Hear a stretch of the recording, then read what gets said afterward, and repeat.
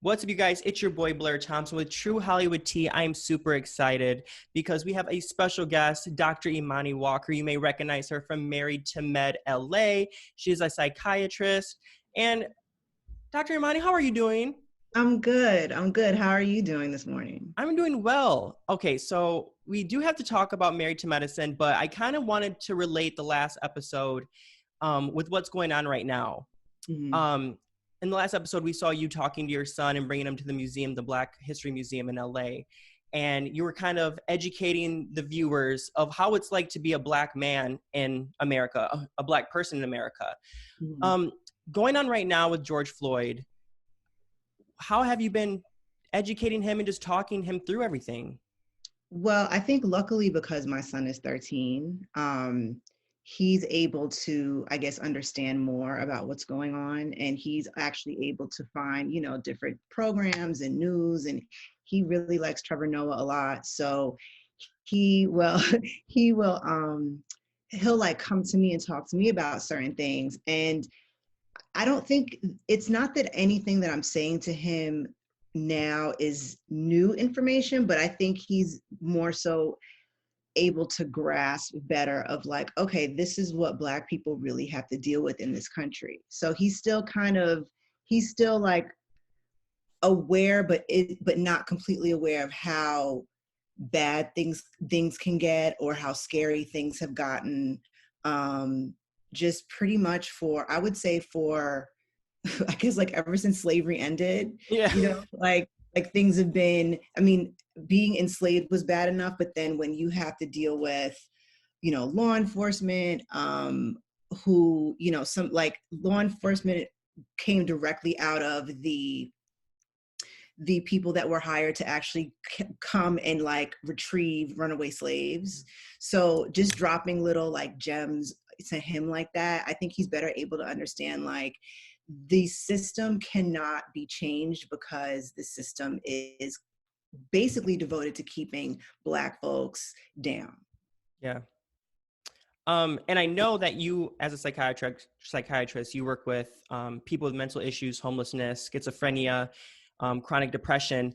With everything with police reform and everything going on, do you have any thoughts or ideas that you have come up with as a psychiatrist or have dealt with that you would like implemented in the police form?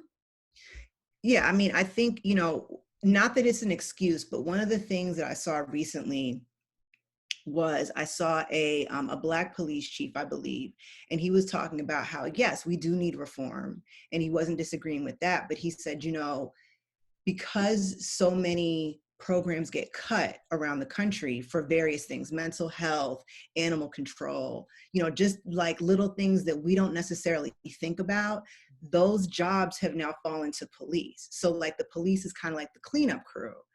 You don't really want to have someone who hasn't been properly vetted and trained going to interact with someone who could be severely mentally ill. Because even out here in California, there was a case, I believe in Orange County, where a man, he happened to be white, he was schizophrenic and really ill, but he ended up getting killed. And if it's that bad for, a white person, like think about, it's no surprise that Black people, men and women, have ended up getting murdered at the hands of police for doing absolutely like mundane activities, walking down the street, jogging, going to the store, sleeping, and these are things that, like you mentioned before, I do talk to my son about because he's 13, he's going to be out of the house sooner than I, want to be able to accept. And if I don't teach him these things, he's going to learn a different way. And I don't want for that way to end up in him getting harmed or, him being dead. Yeah, and that's real talk. And I think now people are starting to understand what we go through on an everyday basis. I mean, 5 years ago when this movement was going on with Trayvon Martin and Michael Brown, I think people were just like, okay, well, this shall too will pass. Right. But I think now it's like, okay, maybe they're onto something. Mm-hmm. I'm hoping that this changes, but kind of gearing towards more of Married to Medicine. I know your back must hurt because you carrying the show, girl. Woo! I mean, woo! What do you mean? I mean, Well, I mean, you are a center of a few people's storylines, but other than that, I mean, you are the entertaining force. I mean, I just you just your personality. I feel like you. There are a few others that are very real. Britain is one of them, but you Mhm. just say it like it is, and just the whole dynamic of your and Jasmine's relationship. I'm just like, Dr. Imani is my type of person. Like when you said, and I had to write all the quotes because I was just dying. I'm like, she is me. I am her. When you said, don't talk shit to my neighbor. Say it Talk to to me. me. Right. I was like, yes. But how did you feel when Jasmine and Shanique brought up your husband, even after you and her kind of figured everything out? I'm used to being around these ladies and I'm used to, how do I say this? I'm used to people requiring things of me that they can't return back to me, Mm-hmm. if that makes It makes sense. sense. So, I knew, like, just because just because someone says that, oh, my bad, it doesn't necessarily mean that like they really mean it. Yeah. And that's what I was saying to Jasmine. I'm like, listen, I don't like I am very apologetic when it comes to things that I think I may have done wrong, right? So Yeah. if I'm gonna apologize to you, like I mean that, like for real, for real. So if I don't say anything to you, like if I don't apologize to you, then I'm like, well, I don't know, you're gonna have to eat that because I don't think I did anything wrong. Now, I'm not going to, apologize to someone 50, 11 times, Yeah. which I feel like I've had to do. But, there comes a point where, like I said, I know how, these ladies are. I know that some of us are more busy than others. I Yeah. know that some of us, in not having as much to do might, find their minds wandering onto topics that have already been closed. Yeah. I'm not that person. Even if I weren't busy all the time, I'm like, look, if it's done, it's done. I don't even really care. I don't even call it like, oh well, you guys were talking behind my back. I'm like, first of all, if my name is in your mouth, then I'm doing something right. Period. Next Period. time you just have your autographs ready and a marker. I know, right? That'd be the ultimate clapback if you just had like your picture on a piece of Right, paper like with a here you go. marker. Girl, Right. I heard you were a fan. Yeah, Um, I know. Like, thank you. Like, please thank me for your whole storyline. But it's fine. It's fine. yeah, yeah, yeah. Yeah. And I'm happy that I brought that up. I didn't know if you were going to be open about that, so I'm happy I brought that up. Um, but I want to talk about New Orleans and Xavier because I had no idea that's where you went to. Is that where you went Yeah. to undergrad, right? I went to Xavier, which is an HBCU in New Orleans. Okay, I never went to an HBCU. Unfortunately, I don't know. I just didn't know much about them. I wasn't taught HB. Can you guess? Surprised going to a white school. I should have known. I did too. Listen, I went to private schools pretty much my whole life too, and I knew of them. But what was getting a lot of play when I was applying to school from when I was applying to college from my high school were like I lived in New York, so it was like the Seven Sisters School, the Ivy League, like those type Yeah, of yeah, schools. So my mother had read an article about Xavier, I think when I was like a sophomore, and it basically was like, this is a Black doctor factory, and she knew I wanted to be a doctor, so she was like, you need to go to Xavier. And I was like, why? I'm like, it's all the way in like New the Orleans, South. like Like I have what? family there, but I was like, I ain't trying to live there. Uh-huh. But that being said, Xavier really is a Black doctor factory, and they've been number one in placing Blacks in medical school who go on to get their degree for something like 20, no, more than that, like 30 plus years. Wow.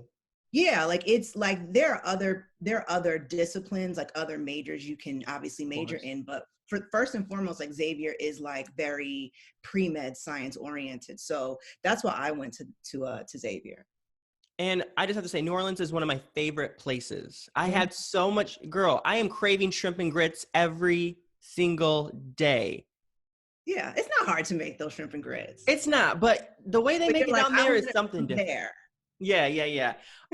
But what is your favorite part about New Orleans? For me, I mean, I have this a few special places, but like just going, like just chilling at that rotating bar is just like Mhm. some things are just like Yeah. the New Orleans feel. But what's your favorite part about the city for you?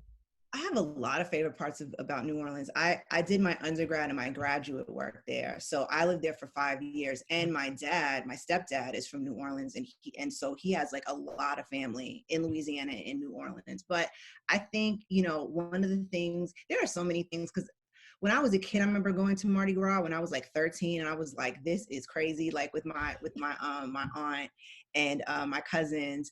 I think, you know, given that I'm not 100 pounds anymore, soaking wet, Yeah. I do miss being able to like eat everything.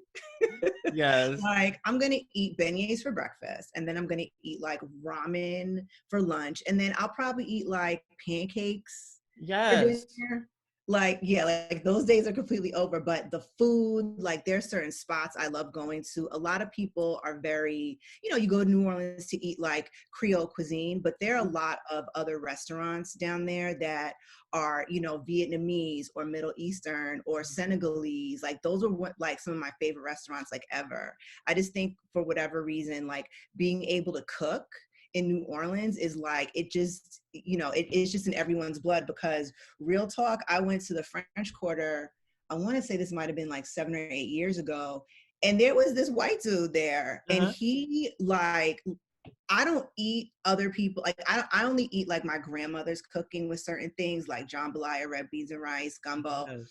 But this white dude put his foot in it. I was Mm. like, I was like, damn, okay, like you either know a black person or you with a black person or something, because this food is banging. So He got some he, flavor. He got some flavor. yeah, no, I mean, I was like, okay.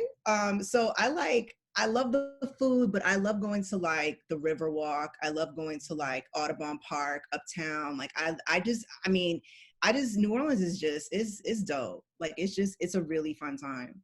It's magical. I always tell my friends like go to New Orleans, and I've had people say it's disgusting, it's dirty. I'm like, no, like you need to Where? go. On It's Canal Street? yeah. I'm like, okay, Bourbon Street, but well, if you go there, Right, expect, you know. right. Mhm. But we're going there for a good time, so I don't need your bad vibes. I'm happy Right. that you brought up your stepdad because you've been very vulnerable about growing up without a father and your father leaving when you were younger.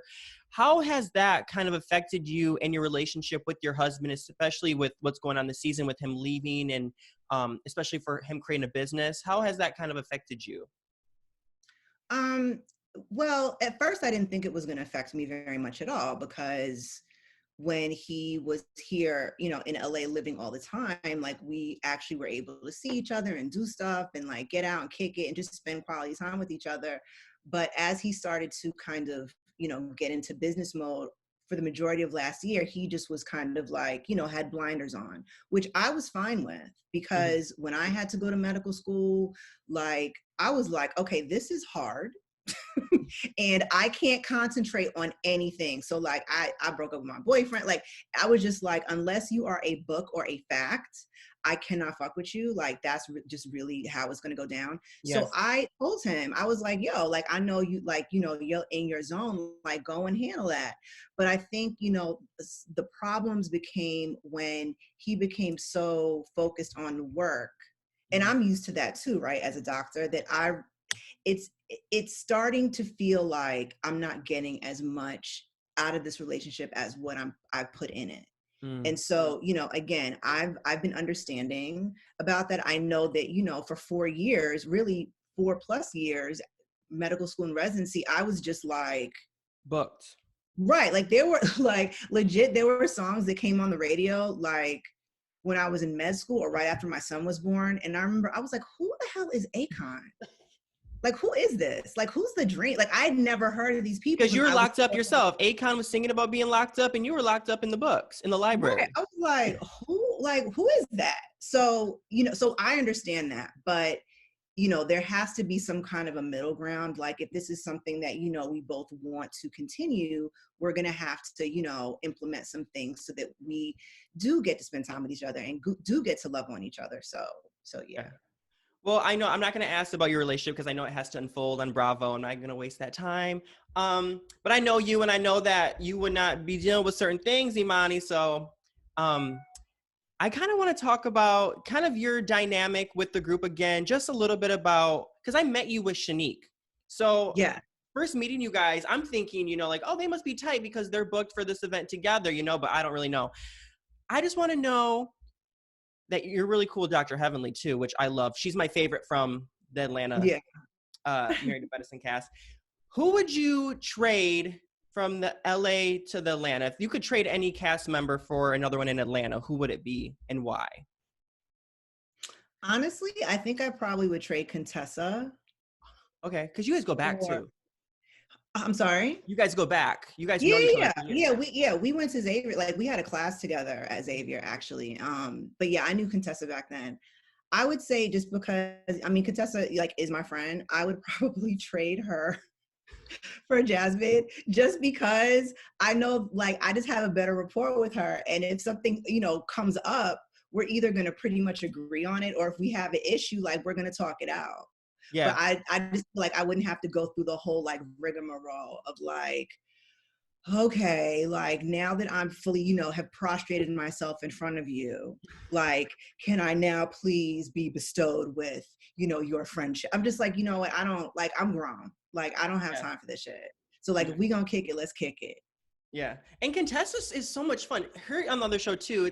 I mean, their dynamic is way different because their reads and the shade is just out of control where I don't even know what I would do in those certain situations. But Right. Contessa's been holding it down since she's been on No, the show. she has been. She came in like gangbusters. I was like, oh, okay. Yeah. And then her husband and the kids, I'm like, she is a killer mom. She's just doing her Yeah. thing.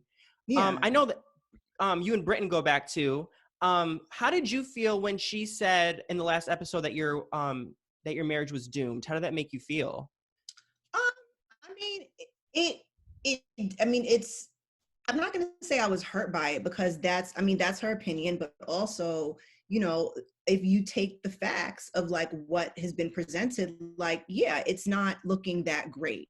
Yeah. But I will say that, I think I'm the type of person where if I have a friend and they say something I may not agree with, I'm not going to like get all insulted because they're able to see me and my situation objectively. And I can't step outside of myself and look at myself objectively, even though I think that I can, but a lot of times I can't. Yeah. So, I mean, it didn't hurt me. It was just kind of like a wake up call. Like, okay, yo, like you got to figure out, what y'all going to do. Mm-hmm. I love that. Lastly, I know that you have a podcast coming out, and I I'm do. super excited. Can you tell me a little bit more about it? What is it called? Where can we find it? Sure. So my podcast is called An Imani State of Mind. It will be on Stitcher Network, which is who I'm with, Okay. as far as like production and everything else. But the trailer for my podcast is out, which comes out June 25th. And the trailer is on iTunes, Spotify, like anywhere, Stitcher, anywhere you listen to podcasts, you can type in Imani State of Mind, and you'll find it. So it's basically a podcast with me and my really good friend Cameron, and we talk about mental health in a fun and engaging way. I think too often mental health is like this really sad, like, okay, now we got to put our sad faces on to talk Yeah. about this.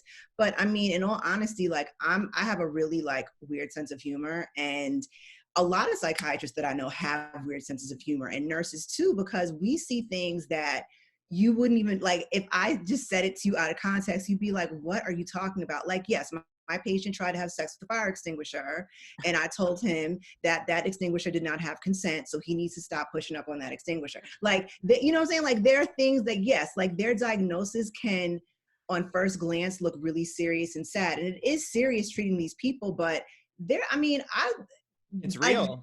it's real, and it's fun for me. So on my podcast, we're like, sometimes we're going to deconstruct like different TV shows and movies, but we're also going to be talking about like, police brutality and PTSD. We're going to be talking about nutritional psychiatry, which is really cool. We're talking about basically even my own struggles with depression and anxiety. Wow. So, I just want people to understand that I am a psychiatrist. I know a lot of stuff, but I also deal with my own issues. And it was hard for me to get to that point. But now that I'm here, I'm like, I'm never going back. Yes, I love that. I'm super excited to hear. I have a podcast called Over the BS, and every week we talk about what we're over. And we did one. Our second episode was over the stigma of mental health in the Black community, because Right. it's so crazy now. You can finally tell someone I feel comfortable telling my Black friends, like, my anxiety is through the roof. I've been very depressed. I feel like maybe 10 years ago, it wasn't okay to even talk about that. People would think that you're crazy, or, there was things going on. So I'm happy that And you you're, can pray it away. Usually yes, I'm happy that you're bringing awareness to it in a very positive light and creative way. I know thank you so much for first doing this. I appreciate you taking the time. I know you're a busy woman. But where can people find you, and when can people watch the next episode of Married to Med LA? I know you guys have a new episode on Sunday. We do. Okay, so Married to Medicine is airing this Sunday at 9 p.m. Eastern, 8 Central.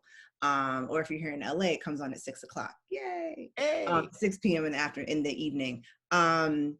So I'm sorry. Ask me what you asked me again. Oh, Married to Med. When people can watch it, where people can find you. Okay, so Married to Medicine comes on Sunday at 9 p.m. Eastern, 6 p.m. Pacific, where I am. And you can find me on various places on social media. You can find me on Twitter at DOCTOR.Imani. You can find me on Instagram at DOCTOR Dr_Imani.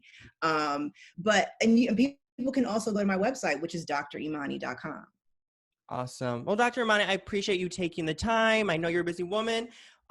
Please be safe during this crazy time. And I'm excited to hear the podcast and to see what you have going on next. So I appreciate you. Oh, thank you so much. Stay safe too. Nobody wants, COVID in our whole areas at all. Gosh.